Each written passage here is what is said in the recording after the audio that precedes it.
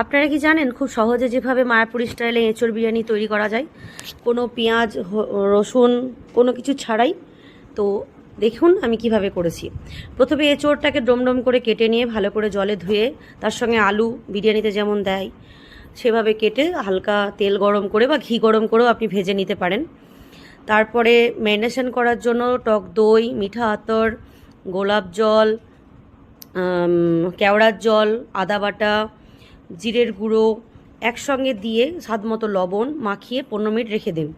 পাশে চালকে ভিজিয়ে রাখুন আধ ঘন্টা বিরিয়ানি রাইস দিয়ে। যে যে বিরিয়ানি রাইস আপনারা বাড়িতে করেন বা দোকানে পাওয়া যায় সেটা আপনার ইচ্ছে মতো, সেটাকে আধ ঘন্টা ভিজিয়ে গরম জল করে তাতে গোটা গরম মশলা, স্টার অ্যানিস, তেজপাতা, একটা লেবুর রস চিপে জল ফুটে আসা অবধি আধ ঘন্টা পর চালটা ওটা দিয়ে দেবেন। জল গরম হয়ে গেলেই দিয়ে সেই চালটা 70% সিদ্ধ করে নামিয়ে নিন।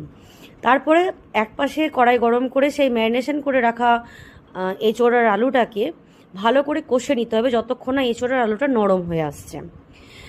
তারপর ওই গ্রেভিটাকে অর্ধেক করে নিয়ে, আমি যেমন অর্ধেক করে নিয়ে 2 লেয়ার করেছিলাম, দিয়ে তারপরে ওই গ্রেভিটা সঙ্গে রেখে তার উপরে টক দই, গরম মশলা, মিঠা আতর, যে আমি একটা দুধ দিয়ে বানিয়ে রেখেছিলাম জাফরান ফুড কালার দিয়ে, ওটাকে দিয়ে গরম মশলা সঙ্গে ঘি, বাটার সব কিছু পরিমাণ মতো দিয়ে একটা লেয়ার তৈরি করে তার উপরে আবার ভাতটাকে ভাত যে চালটা আমি 70% নামিয়ে রেখেছিলাম সেটার একটা লেয়ার বানিয়ে আবার তার উপরে টক দই, ঘি, বাটার, গরম মশলা, বিরিয়ানি মশলা,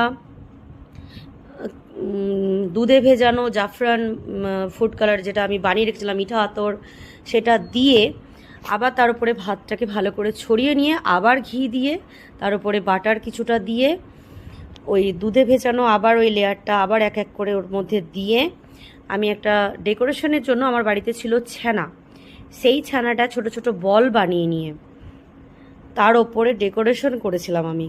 কারণ আমার মনে হলো যে একটু ডিফারেন্ট খাওয়াটা বেটার লাগে, কারণ আমি একটু ইউনিকভাবে করতে পছন্দ করি। আর আমি কিভাবে একটু সুন্দর করে ফুল বানিয়েছিলাম আপনি দেখুন, যেমনভাবে আলপনা দেয়, আমার মনে হলো যেন সাদার ওপরে একটু রঙটা ফুটে উঠবে।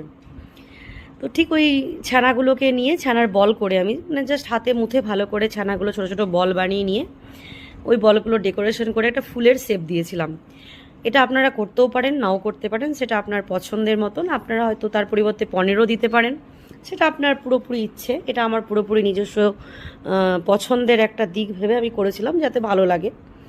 তারপরে এটাকে ফয়েল পেপারে দিয়ে আমি মোটামুটি তাওয়া গরম